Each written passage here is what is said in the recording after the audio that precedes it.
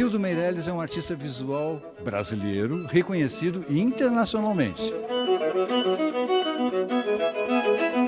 Cildo está inaugurando 2 exposições simultaneamente. Ela se pôs de pé para que pudessem se abraçar conforme as circunstâncias exigiam. Foi um abraço apertado e demorado, cheio de significado. Naquele instante, uma leve brisa entrava pela janela aberta, fazendo as cortinas esvoaçarem de maneira suave e constante. No Metrópolis, direto da Festa Literária Internacional de Paraty, o escritor gaúcho José Faleiro. Todo o meu letramento é feito no samba e no rap, não é nos livros, né?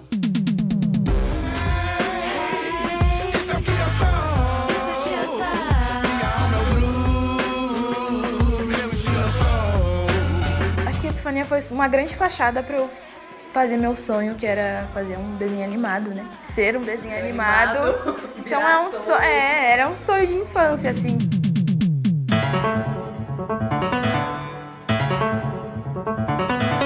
Essa exposição é uma referência a um dos trabalhos fundamentais para a arte conceitual do Joseph Kosuth, o americano, que era 1 e 3 cadeiras.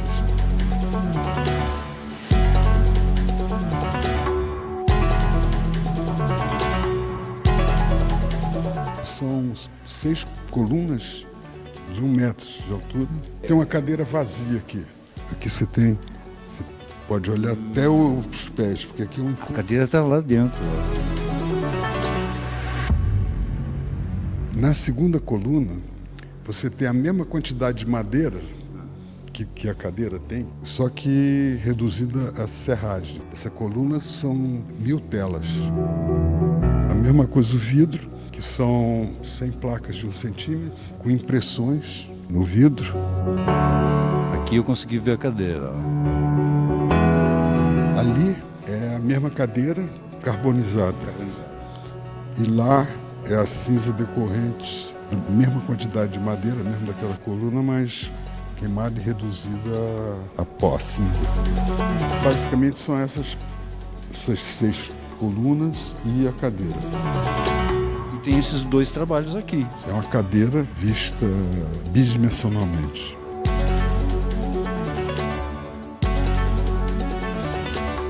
E tem aquela de acrílico, que é uma espécie de junção. E aqui, a ideia era ter uma esfera dentro de um cubo de alumínio, e o nome é esfera vazia. Ela só se torna uma esfera quando está fechada. Fecha. E aí a gente parte para Camuflagem.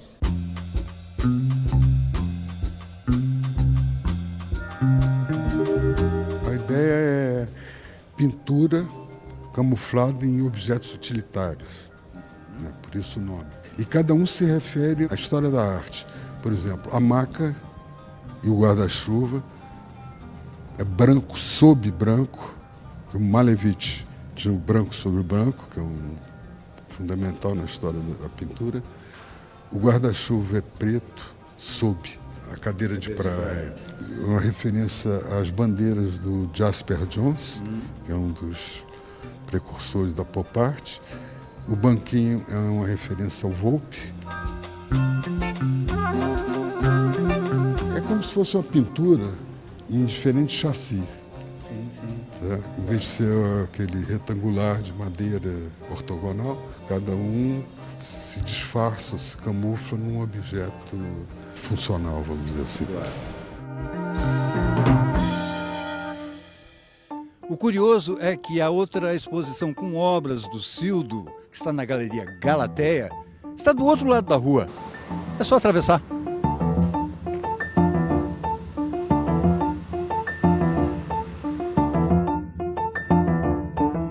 Bom, aqui na Galateia nós temos desenhos do Cildo entre 1964 e 1977.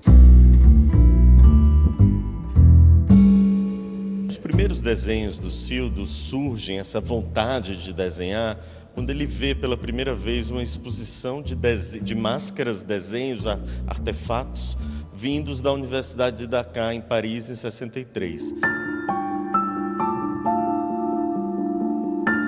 ele conta de um episódio que marcou muito o final da infância dele, que ele estava na casa da avó, vê uma figura saindo do canto da parede e ele não consegue se mover, e ele vai se desenvolvendo esse encantamento pelo canto.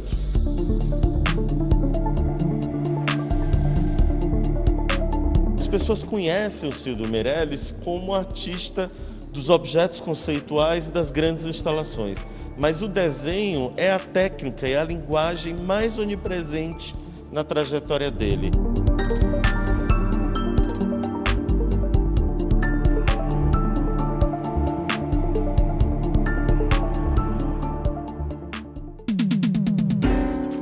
Lua vai iluminar os pensamentos dela, falar pra ela que sem ela eu não vivo, viver sem ela é o meu pior castigo.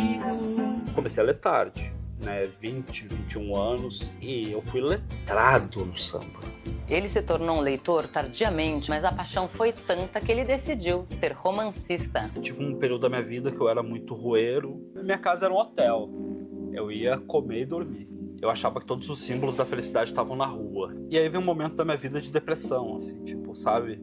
E aí eu descobri a leitura. E aí descobri que era possível ser feliz em casa e sozinho. Quando eu comecei a trabalhar de novo, que eu estava desempregado nessa época que eu voltei a trabalhar, todos os momentos que eu não estava no trabalho, eu estava em casa, trabalhando, escrevendo. E aí daqui a pouco eu lanço um livro que faz um sucesso regional, em seguida eu lanço um que faz um sucesso nacional, sabe? E de repente eu me vi lidando com coisas que eu nunca imaginei que eu ia lidar. Você vai lançar Vera brevemente, né? E você já deixou a gente saber que é um livro que fala um pouco da relação da masculinidade. Esse livro, eu diria que o processo começou assim. Minha namorada, Dalva Maria Soares, que é uma feminista ferrenha, a gente tem muitos embates sobre as relações de gênero. Ela me leva a refletir sobre coisas que sozinha eu nunca teria refletido. E uma delas, que eu considero que é o início desse processo, é quando ela fala: "Tu já viu que só tem homem nos teus..." A gente começa uma conversa. São poucas mulheres e tal. No seu livro. E aí eu tento argumentar: não é, tem aqui, tem a fulana. Não, são poucas. E elas estão num papel que não é legal. Então eu comecei a amadurecer essa ideia a partir daí, assim, de tentar trazer uma presença feminina maior, assim, nos meus trabalhos. Foi difícil. E aí, quando chegou numa hora que o pessoal era machista, escroto, eu escrevi 30 páginas num dia, assim. Aí tu nada de braçada, aí tu sabe como é que é. Então eu ia escrevendo e pensando até que ponto eu também não sou aquele cara escroto que eu tô descrevendo ali, né? Fingindo que dormia, sentira o corpanzil a ajeitar-se pesadamente na cama, envolto no característico bodum de cerveja, e ficara possessa. O que a punha irada daquele jeito era perceber que, apesar de tudo, estivera preocupada com o marido, e era um alívio vê-lo voltar da rua, se não são, pelo menos salvo. É o exercício de escrever de forma diferente que te interessa, ou é o formato que te permite abordar outros assuntos? Depois que o sol der toda a volta no mundo e vir bater aqui, no esgoto a céu aberto da Vila Sapo, o meu filhote vai tomar um café da manhã esperto, cafezão de malandro. Eu nunca tive interesse de passear nos gêneros, assim. Eu me considero um romancista. Eu quero que as pessoas acompanhem uma história escrita por mim ao longo de algum tempo, algumas semanas, muitos dias. Porém, as circunstâncias da vida me levaram a escrever outras coisas. Mas eu sempre me considerei um romancista. Então é isso, mano. Até breve. Não te esquece. Numa esquina qualquer de Porto, depois que o sol afundar lá no Guaíba. Leva o dinheiro. Ô, Cristal, tu só fala de racismo nas linhas. Desculpa, coisa de preto você não entenderia. A trajetória de Cristal começa em Porto Alegre, primeiro no slam, na poesia falada, e depois na música através do rap. Desse caminho ela traz boas ideias, boas rimas, um ritmo e um jeito de cantar muito característico. Não dá nem dinheiro igual a Ashley Banks. Quero ver minha mãe dirigindo uma Benz. Agora, em Epifania, que é o seu primeiro disco completo, ela junta tudo isso, pega na cintura e tira a gente pra dançar, porque o disco é todo baseado na soul music. O meu primeiro álbum, ele tinha que ser especial. E acho que o primeiro álbum, ele simboliza a minha maturidade na música e tudo que eu aprendi durante esse tempo. sempre tive influências da música brasileira nos meus singles, mas eu sentia que precisava de mais, eu sentia que eu estava me desconectando. Toda vez que eu olho, toda vez que eu chamo. Foi nesse processo assim que eu comecei a vasculhar alguns vinis que eu tinha na minha casa, na casa da minha mãe, que era da minha avó, do meu tio, herdados assim da família. É uma delícia. E fui lembrando de coisas que eu já ouvia, né, quando criança. Então, Tim Maia, Cassiano, Sandra de Sá, Tony Tornado, são referências do Epifania, mas que eles já estavam no meu ambiente familiar, sabe? Então, eu ouvia aquilo com outra cabeça, com uma carreira. Falou, cara, isso aqui é incrível, eu queria ser artista na época deles, eu queria fazer música nos anos 70. Uma epifania. A epifania veio tipo assim, tá, e se eu fizer? E é isso, é uma iluminação, né? É muito espiritual, porque eu acho que música é espiritual, né? E Soul Music já vem com o nome de música da alma, né? Exato. Me perdi em dias, anos, luzes, meses, coisas que nem sei como explicar. O show é pra finalizar esse produto todo que foi Epifania, né? Pra celebrar. E, gente, é um espetáculo, vai ser um baile mesmo.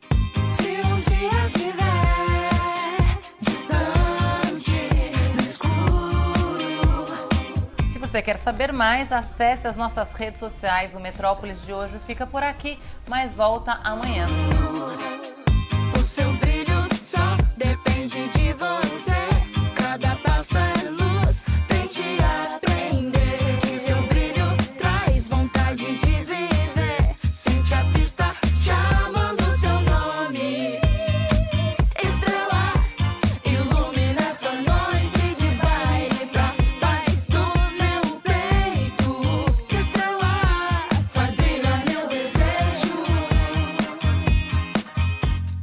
Informação, entretenimento e cultura, você está no lugar certo. Metrópolis Programa.